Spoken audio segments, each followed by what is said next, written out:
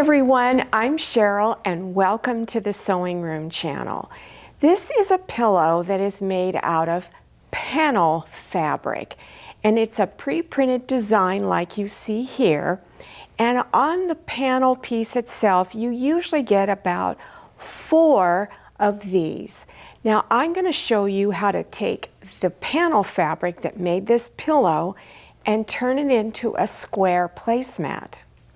So here's what the placemat looks like. I'll go over how you cut it out of your panel fabric, but you're also going to need 2 other additional pieces of fabric. One is going to be used on the inside. You have 3 choices. You can use medium weight interfacing, fusible preferably, or you can use fusible fleece, or you can even use cotton batting. But if you're going to do cotton batting on the inside, then you need to make sure you do quilting stitches. If you're not sure how to do that, I will have a separate tutorial that is down below your YouTube screen in the description section. So scroll down until you see the word more. Click on that word and that section will expand open and you will see links appearing. So on this panel fabric, you also have a piece of fabric that's on the underside that rolls over to the front and covers the raw edges. Let's look at the panel fabric.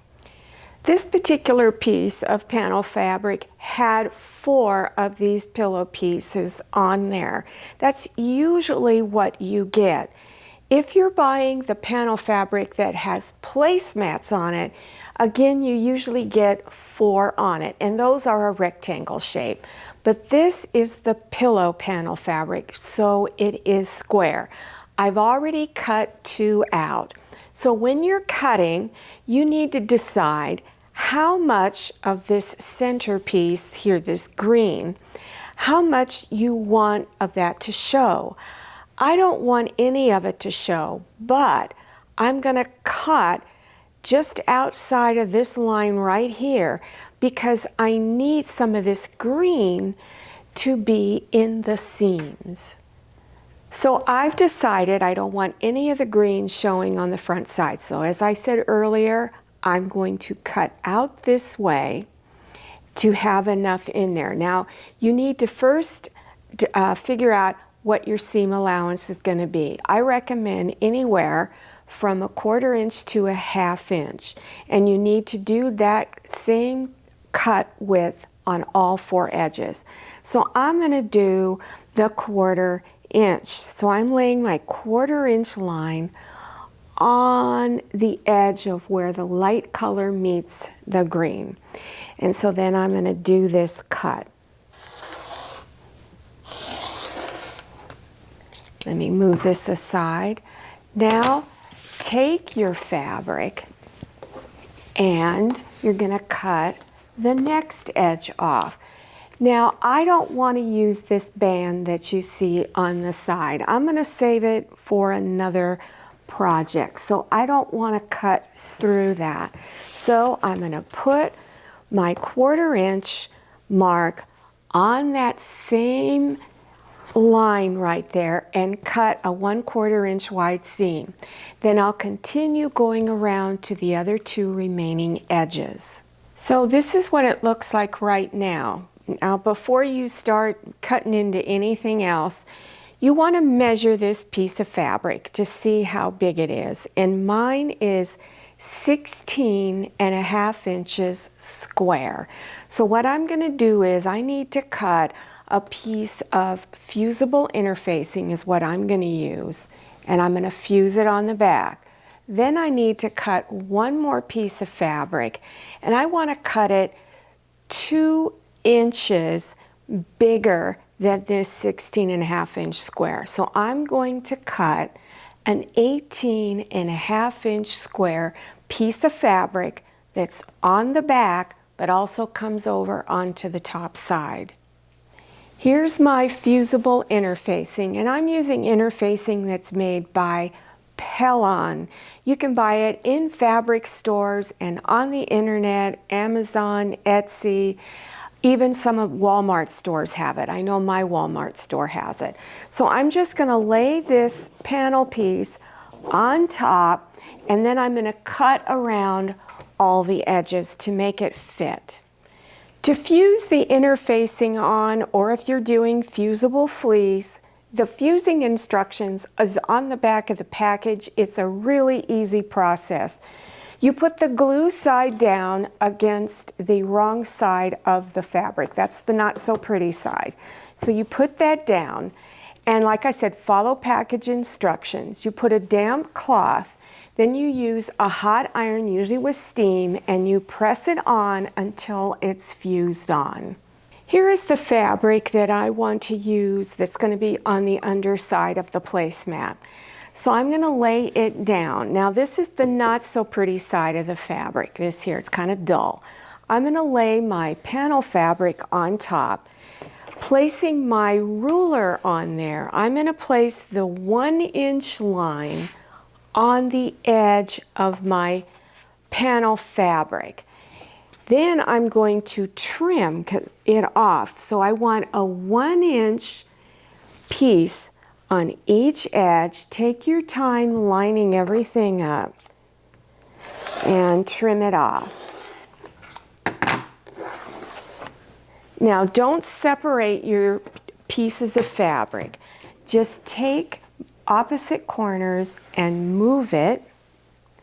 Place your ruler on top, place that 1-inch line on there, and then you're going to trim this off and continue going around to the other 2 edges. Now I'm going to take the raw edge of this fabric here, and I'm going to fold it towards the edge of the panel fabric. So I'm not going to fold it over the top of the panel fabric, just up to the edge. And you want to go to your ironing board and do this. So you're going to press it all the way across. So after folding and pressing it one time, then do it one more time. So you're folding and pressing 2 times. And then you're going to go to the opposite edge over here and repeat that process. Then at your sewing machine, you're going to stitch right close to this folded edge, all the way down till you get to the other end, and make sure you just backstitch at each end. Now I'm going to show you how to fold the other 2 edges. The first thing you're going to do is fold the corners so that by the time we're done, it looks like you've done a mitered corner. So take the corner and fold it in like this, so that the edge, this edge here, is up against the panel fabric. And press it. Then go to the opposite corner and do the same thing. Then fold this edge in towards the panel fabric and press all the way across. Then fold it one more time and press.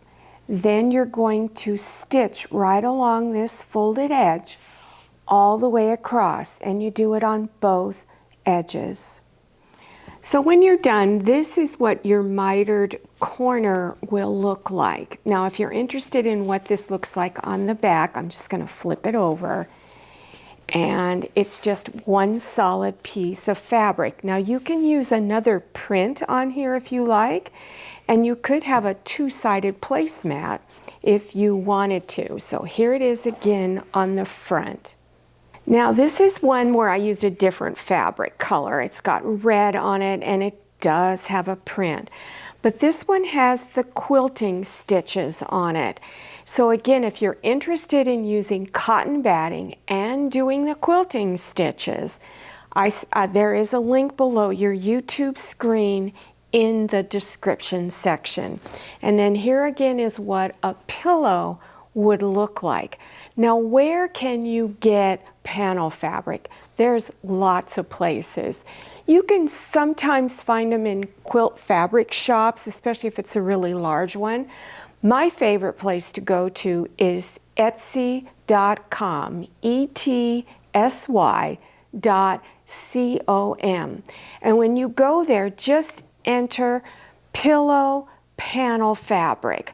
Or if you want the rectangle shaped placemats, just enter placemat panel fabric. If you want it for a specific season, like Christmas, you could say Christmas pillow panel fabric or Christmas placemat panel fabric. Well, I hope you enjoyed this tutorial and that you learned something new. I really enjoy working with panel fabric, and I think once you try it, you're going to really like it also. Now, don't forget to follow me on Instagram and make sure you check out my Facebook page. Thank you so much for watching. I'll see you next time, and happy sewing! If you like the Sewing Room channel, one of the best ways to show your support is to subscribe by clicking on that red subscribe button and give this video a thumbs up. And don't forget to click on share to share this video with your friends. And make sure you click on the bell so you receive notifications for all my new videos. I'm Cheryl, this is Manny, and this is Scotty. See you next time.